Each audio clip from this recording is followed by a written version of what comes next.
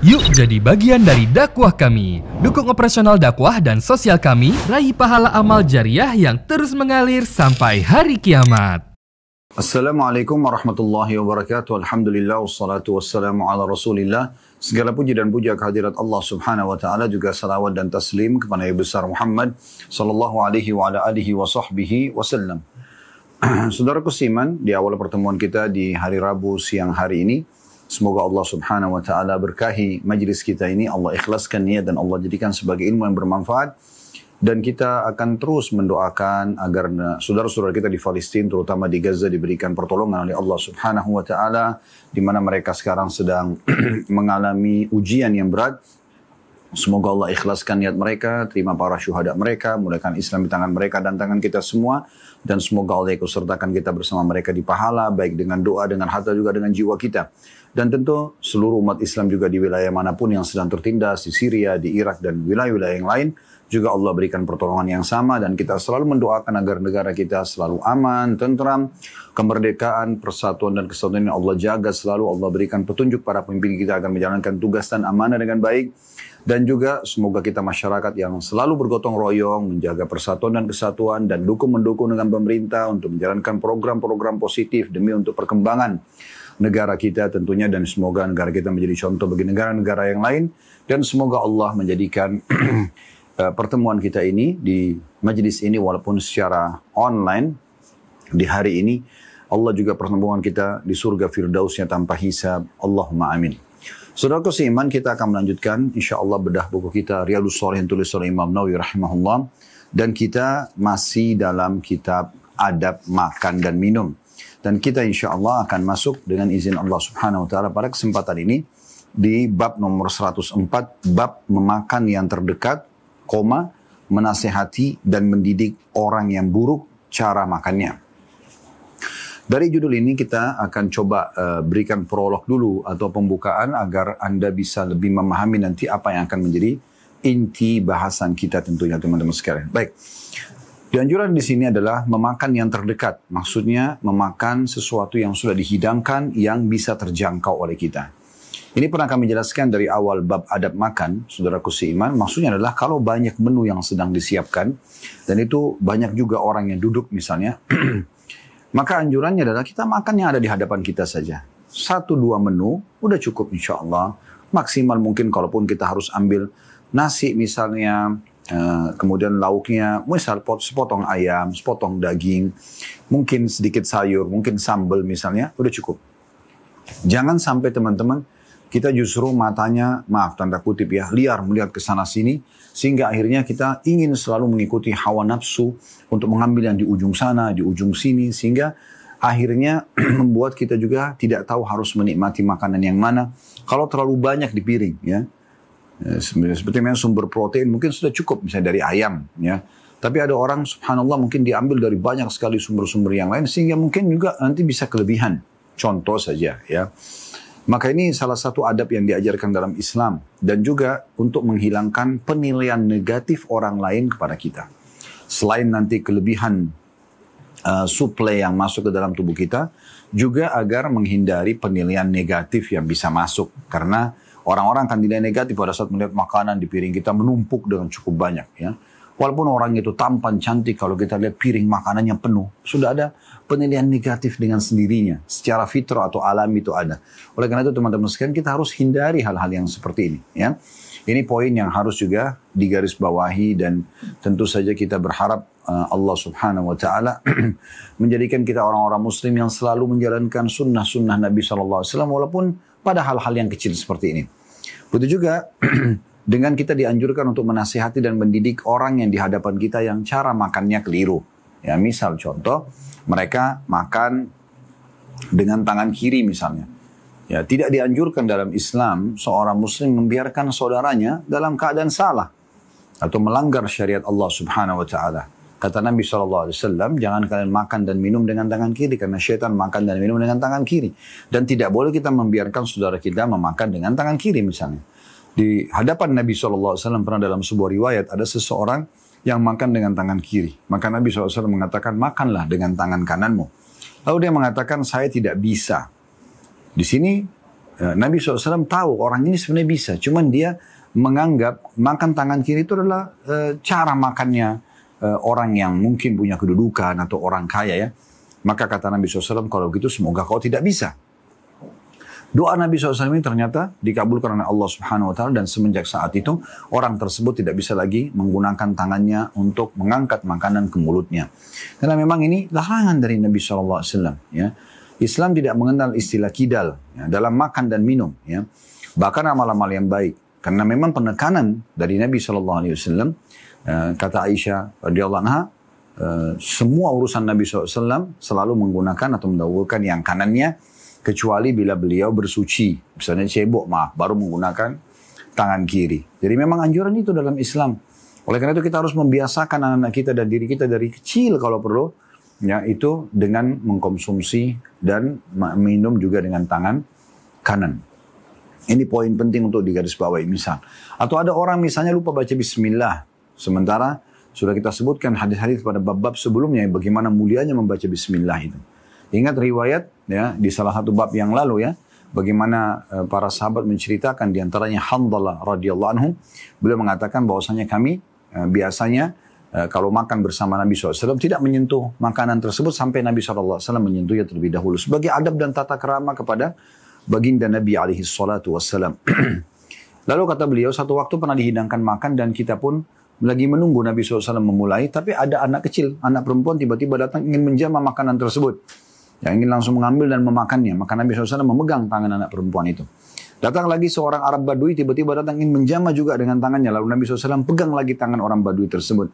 Lalu beliau bersabda sallallahu alaihi wasallam, sesungguhnya ya, syaitanlah yang mendorong kedua orang ini untuk mengambil makanan tadi. Dan demi zat yang jiwaku dalam genggamannya, sungguh tanganku berada pada saat memegang tangan bersama dengan tangan syaitan. Karena syaitan ingin mencuri makanan tersebut. Membuat orang ini lalai membaca bismillah. Dan akhirnya bisa saja makan dengan tangan kirinya. Dan kemudian menjadi bagian daripada makanan syaitan.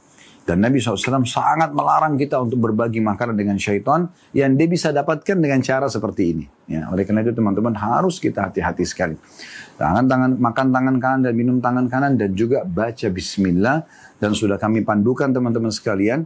Usahakan suara kita keluar. Bismillah. Kita dengar sendiri minimal. Sehingga sudah dipastikan kita bisa mendapatkan keberkahan dari makanan dan minuman tersebut. Abdullah bin Umar radhiyallahu anhuma itu bisa dalam saat minum, pada saat mengkonsumsi satu gelas minuman, membaca sampai 10 kali basmalah dan juga 10 kali hamdalah. Ya, sebelumnya bismillah dan setelahnya alhamdulillah.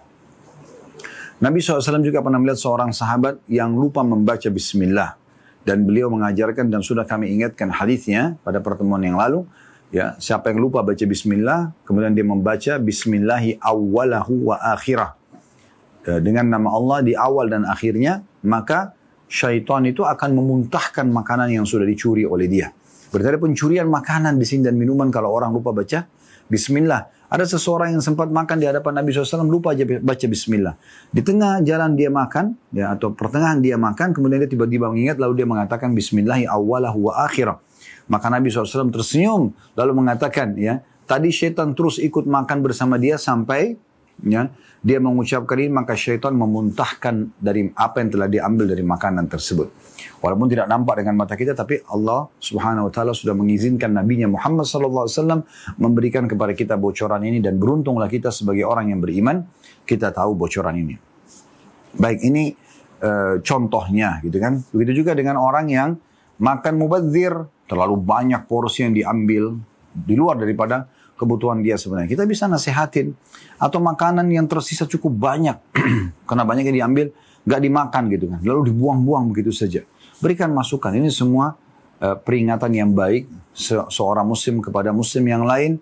Kalau mereka buruk cara makannya, ya, dan juga tadi penyelesaian daripada makanan tadi.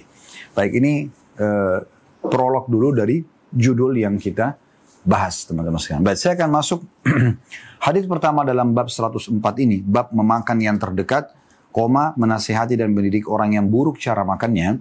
Hadis nomor 744 dari awal belajar, berbunyi dari Umar bin Abu Salamah radhiyallahu anhuma, dia dan ayahnya adalah sahabat. Beliau berkata, "Kuntu gulaman fi hijri Rasulillah sallallahu alaihi wasallam wa kanat yadi tatishu fi sahfa.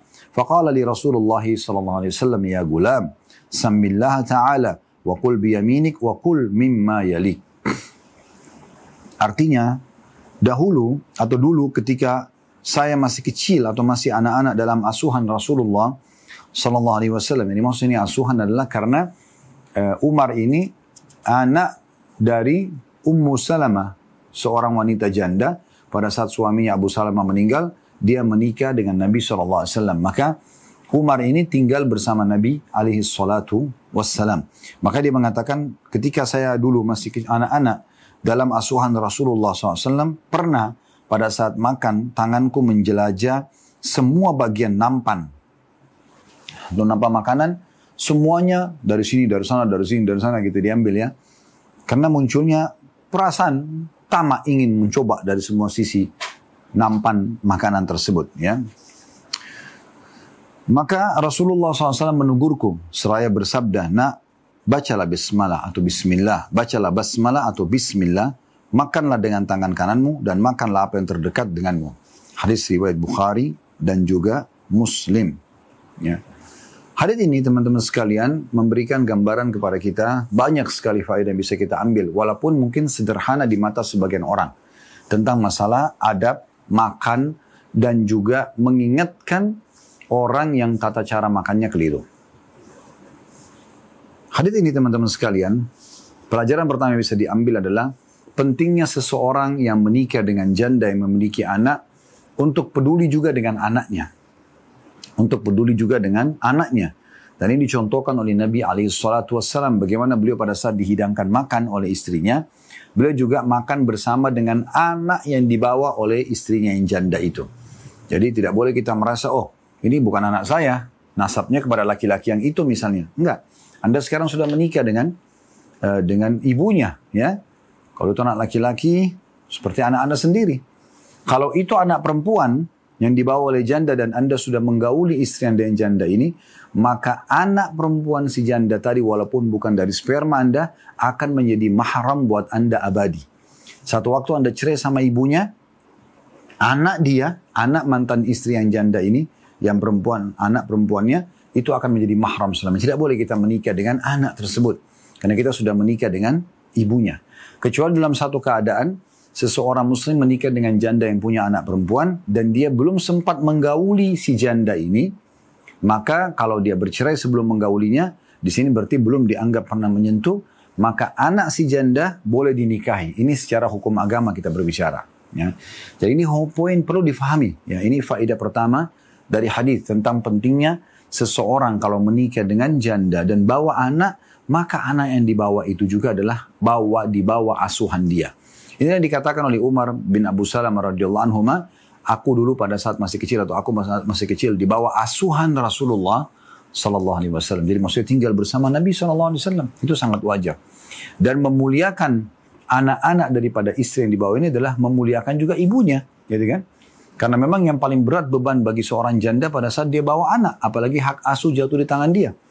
Apalagi kalau mantan suaminya tidak peduli dengan nafkah anak-anaknya. Ya, padahal sebenarnya kalau seseorang laki-laki menceraikan istrinya sehingga istrinya mendapatkan status janda dan punya anak yang dibawa, maka tidak menggugurkan kewajiban nafkah dia terhadap anak-anak yang dibawa itu. Ya, ini hukumnya wajib. Kebutuhan dasar harus dipenuhi dari anak-anak tersebut. Nah ini poin harus digarisbawahi teman-teman sekalian. Nah, ini poin harus digarisbawahi. Ya, ini poin pelajaran yang pertama. Pelajaran yang kedua yang bisa diambil adalah larangan untuk ya memakan dari semua sisi nampan. Ya, biasanya ada satu tradisi di Timur Tengah, ini juga terjadi di India, di Pakistan yang saya tahu ya. Biasanya orang-orang makan dalam satu nampan, lalu mereka ngeroyokin di situ ya, duduk rame-rame. Misalnya satu nampan ada 4-5 orang, mereka makan rame-rame. Nah sunnahnya adalah kita makan di sisi depan kita saja. Tidak usah kita melihat misalnya, oh potongan daging lebih besar di depan orang yang di depan kita, lalu kita menjamah ke sebelah sana. Nah ini ada larangannya. Ini ada larangannya. Inilah yang ditegur, ya, ditegurkan kepada Umar dari Nabi SAW. Nabi SAW tegur Umar, anak dari istrinya yang janda Ummu Salamah radhiyallahu anhum ajma'in, maka diingatkan. Karena memang di sini Umar menceritakan, tangan saya menjelajahi semua nampan itu. Ya, syaitan biasanya begitu ya. Dia mengelabui anak Adam ini sehingga dimunculkan hawa nafsu. Ini kan semua dihiasi dengan hawa nafsu ya. Mata supaya lihat yang haram, telinga supaya dengar yang haram dan merasakan kenikmatannya, lisan na'udzubillah supaya mengucapkan yang haram, tangan menjamah yang haram, kaki menjamah yang haram. Dan ini kadang-kadang dikombinasikan oleh syaitan. Jadi bagaimana mata kita melihat makanan, lalu mulut kita segera mau memakannya. Ya, tangan kita pun ingin menjamahnya. Tapi di sini Islam datang menata dengan sangat rapi. Apa yang dilihat oleh matamu, di bagian hadapan matamu, oke silahkan. Jangan lupa tangan kanan, jangan lupa ucap bismillah. Dan makan dengan adab dan tata krama. Makan supaya juga pencernaan kita bisa bagus dan normal. Kemudian plus juga, tentu saja tidak ada ya penilaian negatif dari orang lain. Kalau kita makan kelihatan terlalu tamak. Nah, beda kalau prasmanan. Nah ini beda ya.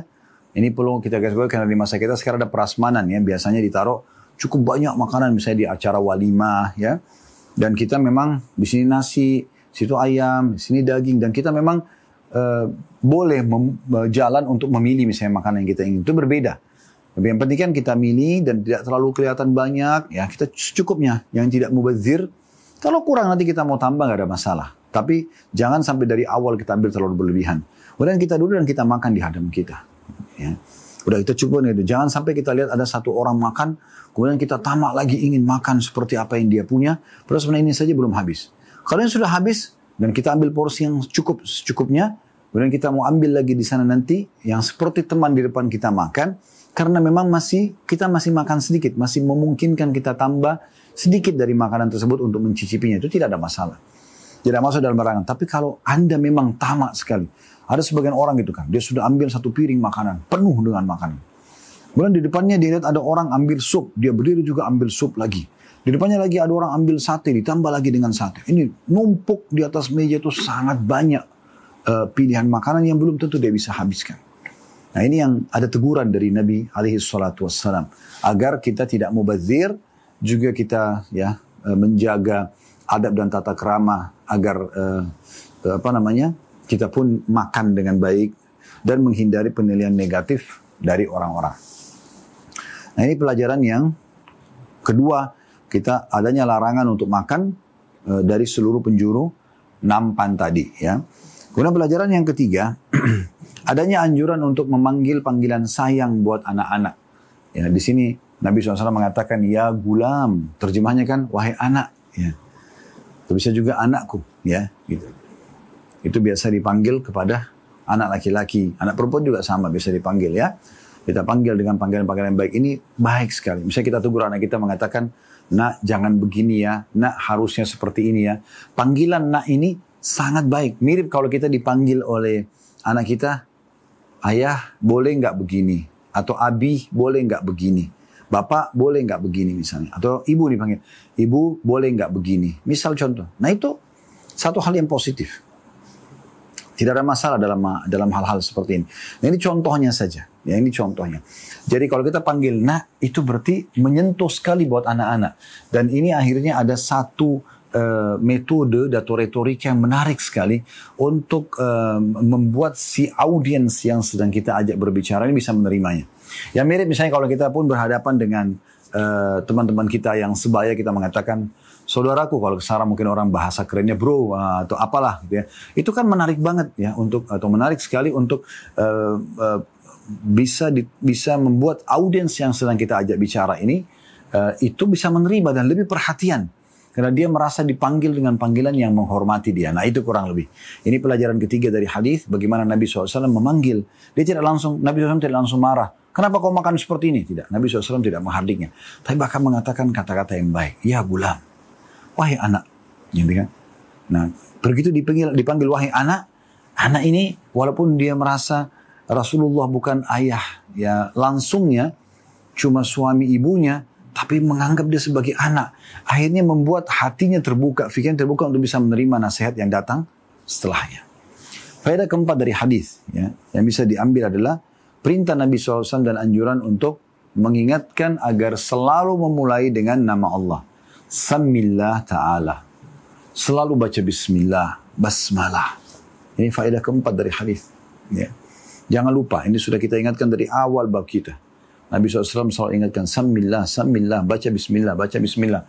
Dan kata Nabi SAW, kullu amrin la yubda' bismillah fahuwa aqta'. Semua perkara tidak dimulai dengan bismillah, maka terputus dari rahmat Allah.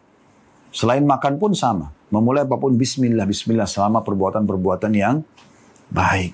Selama perbuatan yang baik. Jadi ini penting sekali untuk digarisbawahi teman-teman sekalian ya. Baca bismillah dan usahakan mengeluarkan suara. Bismillah. Nah gitu ya. Itu sangat menarik karena dengan kata bismillah akan membuat ya kita menyebut nama Allah Subhanahu wa taala dan akhirnya mendatangkan keberkahan dari makanan tersebut. Faedah kelima dari hadis adalah teguran selanjutnya Nabi SAW untuk nasihat beliau kepada anak ya istri beliau Umar radhiyallahu anhu. Wa qul bil yaminik wa qul bi yaminik, dan makanlah dengan tangan kananmu. Ini subhanallah saya sudah berbagi dari awal bab kita bahas teman-teman sekalian. Saya pribadi melihatnya ada beberapa anak yang masya Allah Allah amanahkan kepada saya, semoga mereka menjadi anak-anak yang saleh dan salihah, bakti sama Allah Subhanahu wa taala, patuh kepada Rasulullah SAW, dan bakti pada kedua orang tua, bermanfaat buat negara dan bangsa insya-Allah. Allahumma amin. Dan juga kepada orang-orang lain ya. Saya melihat subhanallah dari kecil, hampir semuanya saya lihat dari anak saya yang pertama sampai anak yang kesekian, saya melihat subhanallah hampir sama. Syaitan menghiasi anak-anak kecil untuk terbiasa kalau kita berikan sesuatu dipindahkan diterima dengan tangan kiri atau dia pindahkan ke tangan kirinya. Ya, dan ini bisa terjadi sebagaimana hadis yang kita pelajari sebelumnya ya, waktu anak perempuan ya tiba-tiba mau menjamah makan, Nabi SAW langsung pegang tangannya dan Nabi mengatakan anak ini didorong oleh syaitan. Syaitan bisa membuat itu. Oleh karena itu pindahkan, saya selalu ingatkan tangan kanan nak, tangan kanan nak. Terus saya ingatkan sampai mereka mendekati masa-masa mungkin lebih ke beranjak dewasa, itu baru mereka bisa lebih mengontrol. Di saat kecil, oh iya lupa, oh iya lupa. Jadi rupanya kita ini sebagai orang tua sama syaitan ini terus bersaing ya dalam menerapkan sunnah atau meninggalkan sunnah. Kita ingin menerapkan sunnah dan dia ingin supaya anak kita meninggalkan sunnah. Ingatkan selalu. Ingatkan sholat, ingatkan tutup aurat, ingatkan selalu. Nasihat itu sangat baik. Dan ingat, semua orang-orang yang di bawah tanggung jawab kita, selama mereka akan melakukan pelanggaran agama atau sudah terjerumus dalam pelanggaran agama pun, pasangan hidup, anak-anak, misalnya orang tua, saudara, mereka sedang dirangkul oleh syaitan dan akan dibawa ke neraka. Anda bayangkan dia sedang dipegang oleh syaitan, dirangkul dan akan dibawa ke dalam api neraka. Apakah Anda akan membiarkannya? Tentu saja tidak. Segera raih tangannya dan sadarkan dia kalau kamu salah. Jangan, biar syaitan yang terkalahkan dan akhirnya syaitan sendiri yang pergi ke neraka. Ini poin penting untuk digarisbawahi. Ini faedah yang kelima, makan tangan kanan, ingatkan. Ya, ingatkan. Kemudian faedah yang keenam yang terakhir, waqul mimma yalik. Ini jadi saksi bahasan kita, dan makanlah apa yang ada di hadapanmu. Dan makanlah apa yang ada di hadapanmu. Ya, karena anak ini tadi, Umar bin Abu Salamah radhiyallahu anhu mau menjamah dari semua sisi nampan tersebut. Baik, hadis kedua dalam bab ini, dan di sini cuma ada dua buah hadis ya. Hadis nomor 745 dari awal belajar berbunyi dari Salamah bin Al-Aqwa radhiyallahu anhu, anna rajulan akala inda Rasulillah sallallahu alaihi wasallam bi shimalihi, faqala qul bi yaminik, qala la astati', qala la istata'at, ma mana'ahu illa al-kibru, fama rafa'aha ila fihi. Bahwa seseorang makan di hadapan Rasulullah sallallahu alaihi wasallam dengan tangan kirinya. Tangan kirinya. Maka beliau bersabda sallallahu alaihi wasallam, makanlah dengan tangan kananmu. Lalu orang itu menjawab, saya tidak bisa. Maka Nabi SAW mengatakan, semoga kau tidak bisa. Lalu Nabi SAW jelaskan, kenapa Nabi SAW doakan begitu? Karena tidak ada yang menghalanginya menggunakan tangan kanannya selain kesombongan. Maka Salamah berkata, radhiyallahu anhu, akhirnya dia benar-benar tidak bisa mengangkat tangan kanannya ke mulutnya. Diriwayatkan oleh Imam Muslim. Nah, riwayat ini riwayat yang sangat mulia teman-teman sekalian ya, menguatkan bahasan kita tentunya. Pelajaran pertama dari hadis langsung saja kita ambil, pentingnya, dan ini kedudukan Salamah bin Aqwa radhiyallahu anhu, pentingnya menceritakan atau menambah dalam sebuah penukilan ya, ilmu itu histori, sedikit histori. Misalnya Anda mendengarkan sebuah ceramah di sebuah masjid dari seorang ustadz misalnya. Misalnya dia nasihat, semua nasihat yang menarik tentang masalah kematian, tentang masalah motivasi ibadah, tentang masalah bahayanya dan ancamannya dosa misalnya, dan neraka. kemudian Anda tertarik. Anda bisa saja mengatakan misalnya, saya mendengarkan ceramah, isinya adalah seperti ini dan itu. Isinya adalah motivasi untuk ibadah misalnya. Mendengarkan tentang keutamaan sholat, keutamaan zakat, keutamaan sedekah, keutamaan haji dan umrah, keutamaan silaturahim keluarga, keutamaan bakti dengan orang tua, keutamaan menjenguk orang sakit, keutamaan kita sebutin. Bagus. Mau lebih bagus lagi, coba ceritakan. Saya itu kemarin sempat hadir di sebuah masjid, misalnya nama masjidnya misalnya Al-Hidayah, contoh saja. Di dekat rumah saya ada seorang ustadz bernama ini. Dan tema yang disampaikan, buku dibahas adalah buku ini, dan temanya kebetulan babnya bab ini. Sekaligus Anda mengulangi hafalan Anda. Anda kan hadir dan mengetahui kitab apa yang dibahas, bab apa, misalnya hadis bahkan nomor berapa, mungkin Anda ingat. Anda sedikit menceritakan histori itu karena orang yang tidak hadir, dia tidak punya gambaran tentang masalah hal tersebut. Kemudian Anda bilang, dan di saat selesai materi, ada seseorang yang bertanya, pertanyaannya itu begini. Jadi audiens yang ada di sekitar kita, jadi faham. Oh ternyata orang yang sedang bicara ini sempat hadir di sebuah masjid, namanya Al-Hidayah. Ada seorang ustadz bernama ini yang membahas, misalnya Ustadz A yang membahasnya. Kemudian masuklah dia ke sebuah kitab yang berjudul ini, di bab ini. Dan setelah itu ada yang bertanya berhubungan dengan tema, bertanya ini.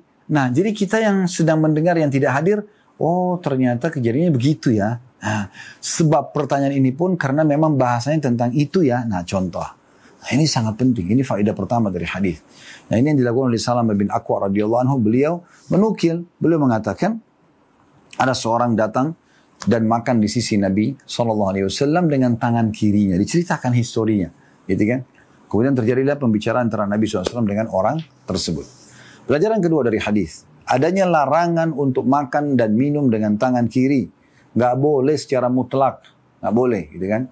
Sebagian ulama ada mengatakan kalau darurat sekali, maka dia, misal contoh tangan kanannya sangat kotor, misal dia makan dengan tangan dan belepotan, maaf ini, dan dia harus minum. Sekarang kalau dia pegang gelasnya akan belepotan juga. Dia pegang dengan tangan kiri, maka dia bantu dengan tangan kanannya, gitu kan. Dan ini usahakan tangan kiri tidak menjadi tumpuan utama. Sehingga memang sebenarnya dia tangan kanan ini hanya membantu itu berbeda. Dibandingkan orang langsung tangan kiri saja, ini tidak boleh. Ya. Oleh karena itu kita tidak perlu juga terikat dengan tradisi orang-orang non-muslim. Di mana mereka misalnya kalau makan steak atau yang sejenisnya, biasanya mereka meletakkan pisau di tangan kiri, garpu di tangan kanan. Mereka potong dengan tangan kiri, lalu mereka masukkan potongan daging dengan mereka taruh pisau di tangan kanan, kemudian mereka letakkan garpu di tangan kiri. Mereka potong dengan tangan kanan mereka, potongan steak itu.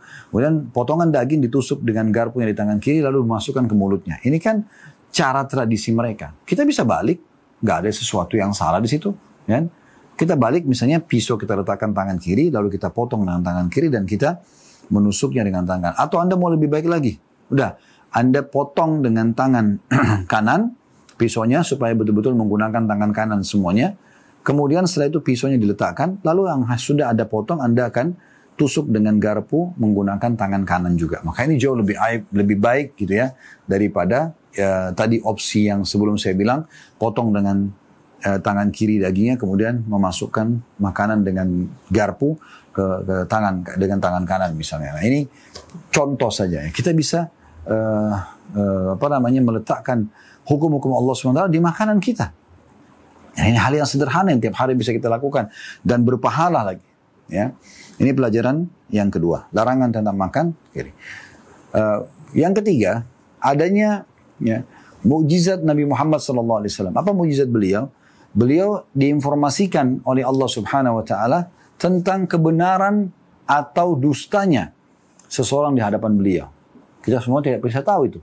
Tapi Nabi SAW bisa tahu informasi wahyu yang datang. Di antaranya adalah kasus laki-laki yang tidak mau makan dengan tangan kanan. Karena waktu Nabi SAW suruh lihat dia makan tangan kiri, Nabi suruh dia makan tangan kanan. Orang ini bilang, saya nggak bisa. Di sini kan kita bisa saja kalau orang biasa bukan Nabi, kita kan pikir, oh mungkin orang ini memang ada masalah mungkin dengan tangan kanannya, contoh. Tapi ternyata, ya, Nabi SAW dapat informasi bukan, orang ini tidak mau karena kesombongannya. Maka Nabi SAW diizinkan untuk mendoakan dia hal yang tadi sudah kita tahu. Ya, ini faedah ketiga dari hadis, ya. Kemudian faedah keempat dari hadis, ya, tentang masalah pentingnya seseorang menerima nasihat. Kalau itu baik, jangan kita tolak. Walaupun misalnya sudah menjadi sebuah pola atau tradisi kita, tapi ternyata ada informasi yang sampai kepada kita, cara yang kita sedang lakukan, atau pola yang sedang kita terapkan itu bertolak belakang dengan agama. Maka kita harus tinggalkan, demi untuk agama. Karena memang hidup kita ini diatur oleh agama. Bukan pikiran kita dan bukan hati kita. Justru pikiran dan hati harusnya mengikuti ya roda ya, agama itu sendiri. Kita berjalan dengan agama ini.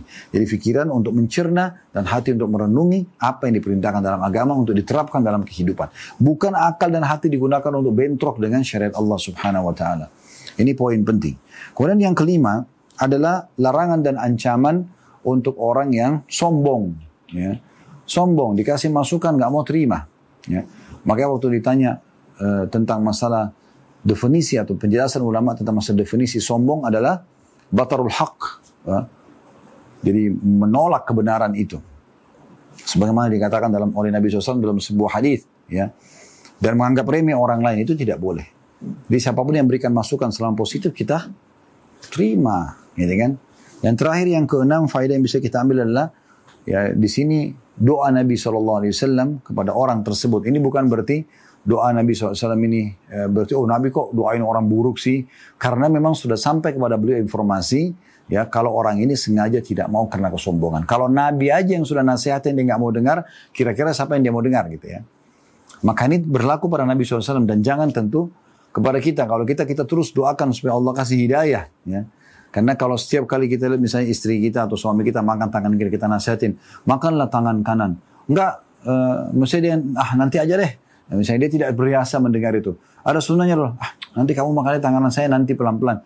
Lalu kita mengatakan semoga kau tidak bisa makan dengan tangan kanan, itu kan tidak mungkin. Ya. Tapi di sini terjadi khusus pada Nabi SAW. Beliau mendoakan orang ini karena memang sudah ada informasi wahyu. Orang ini sombong. Bayangkan kalau Nabi aja nggak mau diterima. Kira-kira siapa yang akan diterima nasihatnya nanti? Nah ini dimaksud dengan doa Nabi alaihi salatu wassalam. Dan kita akan kembali teman-teman sekalian untuk melanjutkan bab ke 105 setelah kita tadi menyempurnakan alhamdulillah bab 104 dengan dua buah hadis Nabi alaihi salatu wasallam yang mulia tentang anjuran untuk makan dengan apa yang di hadapan kita, kemudian juga membaca bismillah dan juga kita tidak menjelajah makan tangan kita ya di sekitar nampan tadi dan meninggalkan makan dan minum dengan tangan kiri. Kita akan masuk bab 105 sekarang teman-teman sekalian, bab larangan mengambil 2 butir kurma atau sejenisnya apabila makan bersama-sama kecuali dengan izin teman-temannya. Nah, ini juga luar biasa bab ini ya. Bab ini menjelaskan kepada kita salah satu adab dalam Islam yang sangat mulia, yaitu teman-teman sekalian kalau lagi dihidangkan kurma di nampan misalnya atau kue atau apa saja, bayangkan detailnya Islamnya sampai ada larangan dari Nabi SAW mengambil 2 butir sekaligus dalam satu kali ambilan. 2 butir kurma langsung, 2 butir kue misalnya ya, 2 buah kue misalnya, tidak boleh. Anjurannya ambil 1. Karena kalau ngambil 2 dan di situ ada orang-orang lain, ya, orang lain mungkin tidak dapat bagian. Ini hal sepele sebenarnya, tapi subhanallah masuk dalam adab makan yang luar biasa dalam Islam. Ini bahkan dijadikan bab khusus oleh Imam Nawawi rahimahullah, bab nomor 105 dalam masalah makan dan minum. Jadi, kalaupun kita mau ambil 2, maka kita izin dulu kepada teman-teman ada di sana. Saya ambil 2 ya, mungkin karena kita duduknya cukup jauh, sehingga kita mengambil 2 butir dan kita akan duduk di tempat yang cukup jauh supaya tidak kembali lagi mengambilnya misalnya. Dan kita lihat memang porsi yang ada cukup banyak ya, yang disiapkan cukup untuk semua orang yang hadir di situ. Itu tidak ada masalah. Di sini ada pengecualiannya. Tapi kalau Anda hanya kena rasa tamak, kemudian Anda sengaja mengambil ya supaya orang lain nanti tidak menghabiskannya dan Anda merasa bisa mendapatkan lebih dari orang-orang lain, maka ini tidak dibolehkan. Ini juga subhanallah sering terjadi pada anak-anak kita. Yang Allah subhanahu wa ta'ala berikan amanah beberapa orang anak, perhatikan baik-baik ya. Usahakan dari kecil anak-anak itu dihilangkan dari mereka bisikan-bisikan syaitan. Seperti bisikan pelit, itu sering kali ya. Saya lihat depan mata anak-anak begitu di rumah ya. Jadi mereka kadang-kadang kalau lagi ada makanan, kakak atau adiknya mau minta misalnya, mereka nggak mau kasih. Maka kita harus selalu nasihatin. Nak, memberi itu baik, memberi itu adalah sedekah. Allah akan berikan balasan supaya mereka mau berbagi dan hidupkan suasana saling berbagi di rumah. Itu sangat baik. Jangan justru kita biarkan mereka dalam kebakhilannya, gitu kan? Ini contoh. Atau juga sebaliknya bab tamak. Sudah kita bagiin misalnya rata. Sudah dengan adil. Tapi ternyata mereka masih saja saling mau berebut milik saudaranya atau milik temannya, kalau mungkin kalau teman-teman ya. Ini juga tidak boleh, kita harus sampaikan. Cukupkan dan merasa bersyukur kepada Allah dengan apa yang ada. Nah ini poin yang sangat luar biasa yang harus diperhatikan. Ya. Nah ini yang menjadi bab kita. Dari sini ada sebuah hadis saja, kita akan bahas hadis ini insyaAllah. Dan setelah itu kita akan buka pertanyaan dengan izin Allah subhanahu wa ta'ala ya. Hadis nomor 746. Dari Jabala bin Suhaim, beliau berkata, Asabana amu sanatin ma'a ibnu Zubair, faruziqna tamran, wa kana Abdullah bin Umar radhiyallahu anhuma yamurru bina wa nahnu na'kul, fayaqul la tuqarinu, fa inna an-nabiy sallallahu alaihi wasallam naha 'anil kiran, thumma yaqul illa an yasta'dhina ar-rajulu akhahu. Artinya, dulu kami mengalami musim peceklik bersama Abdullah bin Zubair. Lalu kami diberi rezeki kurma. Abdullah bin Umar radhiyallahu anhu melewati kami saat kami sedang makan. Maka beliau berkata, janganlah kalian makan 2 butir kurma sekaligus. Karena sungguhnya Nabi SAW melarang memakan 2 butir kurma sekaligus. Kemudian dia berkata, kecuali orang itu minta izin kepada saudaranya. Hadis ini diriwayatkan oleh Bukhari dan juga Muslim. Hadis ini teman-teman sekalian riwayat yang sederhana sekali. Tapi subhanallah mengandung adab dan tata krama dalam makan ya. Atau pada makan dalam Islam. Ini luar biasa ya. Coba renungi baik-baik. Bagaimana Nabi SAW melarang untuk mengkonsumsi 2 butir kurma sekaligus. Mengambil 2 butir dan mengkonsumsi 2 butir. Kue juga sama. Buah apapun sama. Anggur atau apa saja misalnya. Maka usahakan menghindari untuk makan lebih dari 1. 1 cukup, walaupun itu kecil. 1 dulu, kemudian baru kita ambil lagi 1. Itu jauh lebih menikmatinya dan jauh lebih baik ya secara pandangan dan adab di depan orang-orang. Karena orang akan menilai kita negatif pada saat kita justru makannya seperti orang yang tamak, makan terlalu banyak gitu kan. Nah, ini poin harus digarisbawahi baik-baik ya. Jadi ini sebuah hadis atau riwayat yang luar biasa. Baik, kita langsung saja masuk ke pelajaran yang bisa kita ambil ya. Ini Jabala bin Suhaim rahimahullah seorang tabi'in. Dan beliau ikut di bawah naungan pemerintahan Abdullah bin Zubair radhiyallahu anhuma. Jadi ada satu waktu setelah meninggalnya Ali bin Abi Thalib radhiyallahu anhu, tepatnya atau meninggalnya Muawiyah ya, radhiyallahu anhu di tahun 60-an kurang lebih ya. Setelah meninggal itu memimpin, Muawiyah mewasiatkan agar anaknya Yazid menjadi pemimpin. Nah di masa ini cukup banyak sahabat-sahabat atau ada di antara beberapa sahabat Nabi yang masih hidup. Mereka menolak kenapa harus Yazid yang menjadi pemimpin pada saat itu. Kenapa Muawiyah mewasiatkan pada anaknya sementara masih banyak sahabat-sahabat Nabi yang hidup, yang lebih pantas untuk jadi khalifah pada saat itu. Nah di antaranya Abdullah bin Zubair radhiyallahu anhuma. Abdullah bin Zubair seorang perawi hadis yang masyhur. Salah dari Abadilah Arba'ah, salah dari 4 Abdullah yang masyhur ya. Abdullah bin Umar, Abdullah bin Abbas, Abdullah bin Mas'ud, Abdullah bin Amr bin As. Ini kemudian juga ada mengatakan adalah Abdullah bin Zubair yang masuk di dalam situ. Tapi yang terkenal sekali mereka adalah sahabat-sahabat yang masih muda pada saat Nabi SAW meninggal. Dan mereka termasuk banyak meriwayatkan hadis. Ya. Abdullah bin Zubair ini keluar dan tidak menerima pada saat itu penobatan Yazid sebagai khalifah. Maka dia pun akhirnya menobatkan diri dan dipilih oleh masyarakat Mekah dan dia jadikan Mekah sebagai ibu kotanya. Nah di masa itu sempat dia memimpin sekian lama waktunya ya. Ada kisah tersendiri.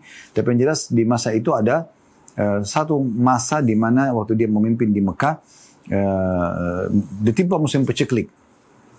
Jadi kering dan hasil panen kurma sangat sedikit.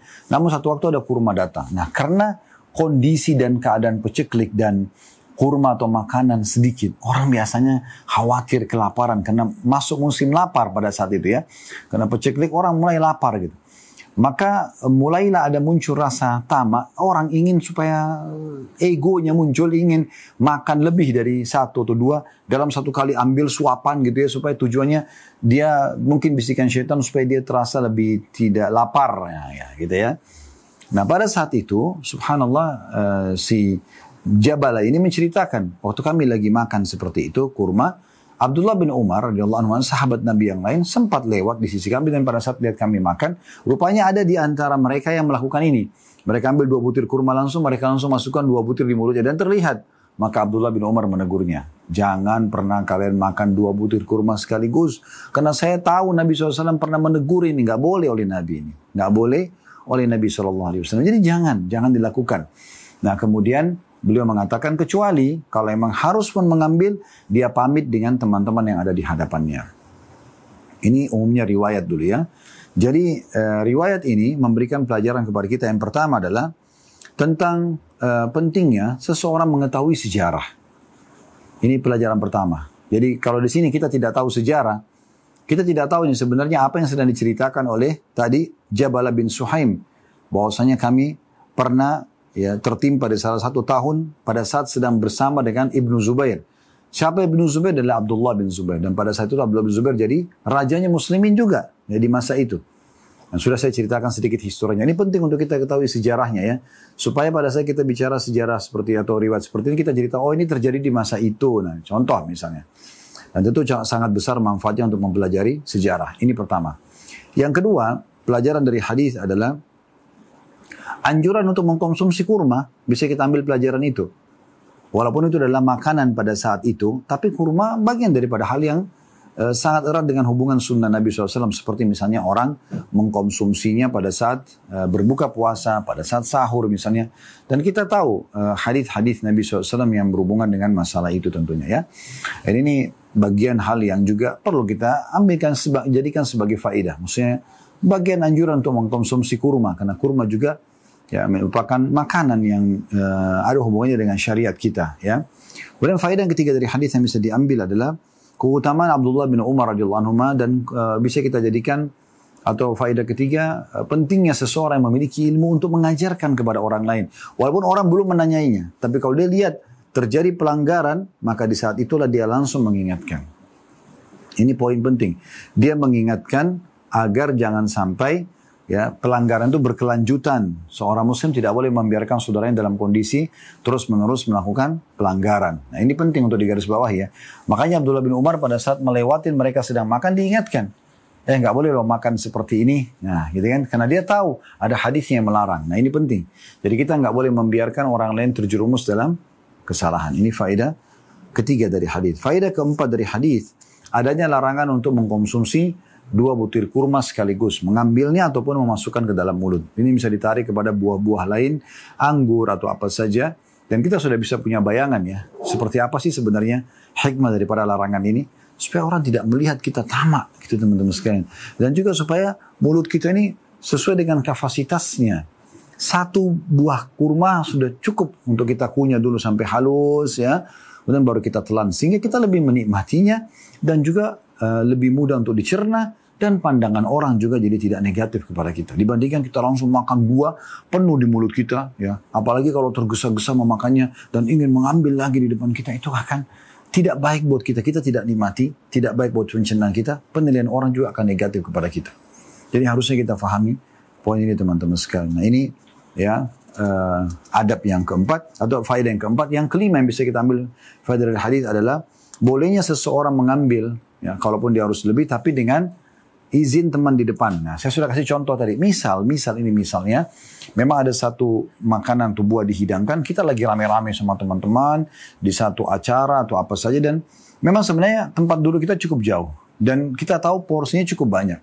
Daripada kita lalang, karena kita lagi mau ngobrol sama teman-teman di sisi tempat ruangan itu, kita lalu mengambil mungkin 2 butir atau 3 butir, ditaruh di piring. Sampai kita mengatakan, saya ambil 2-3 butir ya teman-teman, karena saya cukup jauh duduknya. Nah ini termasuk adabnya. Nah, ini faedah yang bisa kita ambil dari hadis. Jadi kita sampaikan kepada mereka. Itu pun ingat ya, di saat porsi yang kita lihat memang cukup untuk yang lainnya. Contoh yang lain saja, misalnya Anda diundang di satu acara. Memang biasanya Anda kalau jadi sahibul haja atau Anda pemilik undangan lah ya, saya tidak akan tahu, kapasitas orang yang saya undang 100 orang misalnya. Saya akan siapkan 105 porsi atau 110 porsi, lebih gitu kan. Baik, misalnya tempe, contoh tempe dipotong. Memang sudah disiapkan 110 potong atau 100 potong misalnya. Ya, kita sudah tahu ini sebenarnya. Orang tuan rumah nggak mungkin taruh di situ, kecuali sudah dinilai. Kita harus tahu, kita posisikan diri kita seperti pemilik rumah. Ya, pemilik undangan, kita pasti akan lakukan hal yang sama undangan kita. Apa yang kita hidangkan itu sesuai dengan jumlah undangan atau lebih sedikit saja. Ya, itu pun kalau lebih mungkin nanti terakhir ya, mungkin buat pembantu rumah tangga, buat sahibul baitnya ya, yang punya rumah dan kerabatnya. Jangan kita masuk ke zona itu, nggak perlu gitu. Kita harus sadari kalau ditaruh di situ berarti itu untuk semua yang hadir. Ambillah secukupnya. 1 potong tempe. Jangan kena kita pengen sekali atau kita ngiler melihat, wah tempenya kok fresh banget, segar banget ya. Kelihatan gitu kacang keledai kedelainya, kacang kedelainya itu bagus banget gitu ya. Potongannya bagus, mungkin kita tertarik, atau tahunya atau ikan atau apa saja. Misalnya sangat bagus. Maka kita pun mengambilnya ya. Maka cukup 1. Cukup kita, itu penting. Biarkan yang lain untuk orang lain. Maka ini yang masuk dalam bahasan hadis yang sedang kita bahas ini teman-teman sekalian ya. Baik, saya izin untuk sekaligus membacakan bab nomor 106 karena ini juga cuma sebuah hadis ya. Jadi ini masuk dalam bahasan kita. Tadi saya katakan kita cuma sampai bab 105, tapi saya melihat 106 bagian hal juga yang baik untuk dibahas. Dan sekaligus teman-teman yang pegang bukunya nanti untuk memberikan tanda di buku itu lebih tepat sampai 106 ya, karena dia berada di ujung sebelah kanan di halaman 551 ya. Maka ada baiknya kita selesaikan, nanti kita lanjutkan di bab 107 di halaman 550 dan sangat tepat untuk dijadikan sebagai permulaan pada saat membuka lembaran ya, bagi yang pegang buku bisa pahami ini. Baik, 106, bab 106, bab apa yang hendaknya diucapkan dan dilakukan oleh orang yang makan tapi tidak merasa kenyang. Ada prolog dulu dalam bab ini ya, artinya ada adab yang lain dalam Islam dianjurkan. Kalau kita makan, kok kita sudah makan sepiring, bahkan kita mungkin masih rasa pengen kita makan piring yang kedua, kok masih belum kenyang ya. Apa yang harus kita lakukan di sini? Ini ada gambaran dalam Islam, ada adab yang diajarkan Nabi SAW agar makan itu cukup buat kita. Nah ini yang dibahas dalam bab ini. Hadits nomor 774 dari awal belajar berbunyi dari Wahsy bin Harb radhiyallahu anhu, anna ashab Rasulillah sallallahu alaihi wasallam qalu ya Rasulullah inna na'kul wa la nashba. Qala fala'allakum taftarikun. Qalu na'am. Qala fajtami'u ala ta'amikum wadhkuru ismallahi yubarak lakum fi. Artinya bahwa para sahabat Nabi ridwanullahi alaihim berkata, wahai Rasulullah sallallahu alaihi wasallam, sesungguhnya kami makan tapi tidak merasa kenyang. Maka beliau sallallahu alaihi wasallam berkata, barangkali kalian makan sendiri-sendiri. Mereka menjawab benar. Lalu Nabi SAW bersabda, berkumpullah kalian pada makanan kalian dan sebutkan nama Allah. Niscaya makan itu diberkahi untuk kalian. Hadis ini diriwayatkan oleh Abu Daud. Riwayat ini teman-teman sekalian memberikan pelajaran kepada kita. Paling luar biasa faedah yang bisa kita ambil dari hadis ini ya. Ternyata ada cara untuk kenyang dalam Islam ya. Kita ambil langsung faedah pertama dari hadis ya, yaitu pentingnya seseorang untuk menyampaikan dan menanyakan tentang satu kejadian dalam hidup mereka yang mereka belum menemukan jawabannya kepada para ahli agama. Di sini para sahabat ya, sebenarnya bukan menanyakan tentang sebuah hukum. Mereka hanya menanyakan sebuah pola yang sedang terjadi. Ya mungkin di awalnya mereka tidak berpikir ada hubungannya sama agama. Sini para sahabat mengatakan, ya Rasulullah kami makan tapi kadang-kadang kami nggak kenyang. Ini kan kalau kita tidak hubungan sama agama dulu ya. Ada orang mengatakan sama temannya, kok saya makan nggak kenyang-kenyang ya dari tadi. Mungkin sebagian orang menganggap itu bercanda. Mungkin sebagian orang menganggap, mungkin kamu masih lapar, perlu tambahan silakan gitu kan. Tapi ternyata pertanyaan ini menghasilkan sebuah hukum agama. Ada sebuah perintah dari Nabi SAW, dari Allah Subhanahu Wa Taala pencipta kita, tentang cara yang paling tepat menurut gambaran sang pencipta Allah agar kita bisa segera kenyang dan tercukupkan dengan makanan. Jadi bukan karena porsinya sedikit atau banyak, tapi ada tata cara yang luar biasa yang diajarkan dalam agama supaya walaupun porsi sedikit bisa mencukupi buat kita dan penuh dengan keberkahan. Baik, ini yang pertama yang bisa kita ambil faedah dari hadis. Faedah kedua dari hadis ya, yang kita ambil pelajaran di sini adalah anjuran Nabi SAW agar bisa cukup. Yang pertama adalah, ini faedah kedua hadisnya, ini tata cara pertama agar makanan cukup adalah makan bersama-sama. Ya, makanya Nabi SAW mengatakan mungkin kalian makannya sendiri-sendiri, taftariku itu berpencar-pencar gitu. Kata para sahabat, betul ya Rasulullah. Kata Nabi SAW, kalau kalian berkumpul makan, satukan makanan, rame-rame makan. Biasakan makan misalnya di satu nampan, satu piring bisa bersama-sama, itu keberkahannya lebih. Ya. Maka ini akan mencukupkan. Subhanallah, kalau kita pikir secara akal manusia, bukan pakai teori agama, kan tidak masuk akal ya. Nih. Saya makan sendiri satu porsi piring, nggak cukup, nggak kenyang. Terus saya panggil teman-teman saya untuk makan di satu piring itu. Cukup. Gimana caranya? Atau makanan mereka sama makananku digabungin, kemudian bisa cukup. Kan kalau secara akal manusia mungkin tidak nyambung. Tapi begitulah agama datang memberitahukan kepada kita, justru itu cara yang membuat kita cukup. Mungkin di antara hikmahnya adalah, kita akan lihat teman kita ternyata ada di antara teman, biasa mungkin. Kalau Anda pernah makan rame-rame, pernah lihat ini ya. Saya sendiri sering melihat ini. Kalau kita makan rame-rame di satu nampan misalnya, ada saja di antara teman kita yang mengatakan, udah saya sudah cukup, dia kenyang duluan. Ini cukup membuat kita pun yang lain merasa cukup, merasa kenyang. Sisi yang lain, mungkin di antara teman-teman yang makan pada saat kita kumpul, ada orang yang makan dengan adab dan tata krama yang baik. Santun sekali, dia ambil secukupnya, dia punya dengan tenang, dia mengatur ya nafasnya, kemudian dia juga ambil dengan di hadapannya. Ini kan akan membuat ada rasa malu dalam diri kita untuk justru tidak seperti dia. Nah ini semua ada di antara hikmah-hikmah yang membuat makanan itu kalau dikumpulin jadi cukup. Nah ini luar biasa faedah yang bisa diambil di situ ya. Faedah ketiga dari hadis adalah pentingnya membaca Bismillah. Bismillah, ingat selalu itu, baca Bismillah. Maka ini akan mendatangkan janji Nabi SAW yang terakhir, yubarak lakum fi. Allah akan berikan keberkahan, maksudnya kecukupan pada hal tersebut. Jadi kalau kita simpulkan adalah membaca Bismillahnya, kemudian makan bersama-sama. Nah, ini penting sekali. Sayang sekali kalau dalam rumah tangga sering kita lihat ada suami istri makan masing-masing. Ya, orang tua sama anak makan masing-masing. Kenapa nggak bersama-sama? Kebersamaan penting. Kalau perlu juga Anda suap-suapan. Orang tua suapin anaknya. Walaupun mereka sudah besar. Saya kadang-kadang kalau makan, saya masih sisipkan waktu kalau memungkinkan untuk suap anak saya. Walaupun anak yang sudah besar misalnya. Dan tidak ada masalah. Kita makan bersama-sama. Atau mungkin suami istri. Ya. Ini penting sekali gitu kan. Sangat bahagia seorang suami itu pada saat dia datang. Ternyata dia siapkan makan. Istrinya pun ditanya, sudah makan belum? Memang dia tunggu suaminya. Kan ada kebahagiaan tersendiri ya. Beda dengan kalau misalnya istrinya mengatakan, oh saya sudah makan tadi. Kan ada pikiran, kok dia dahului saya ya. Nah kan ada berbeda ya. Nuansa keromantisannya itu berbeda gitu ya. Kebersamaannya berbeda gitu. Di saat memang kita sama-sama.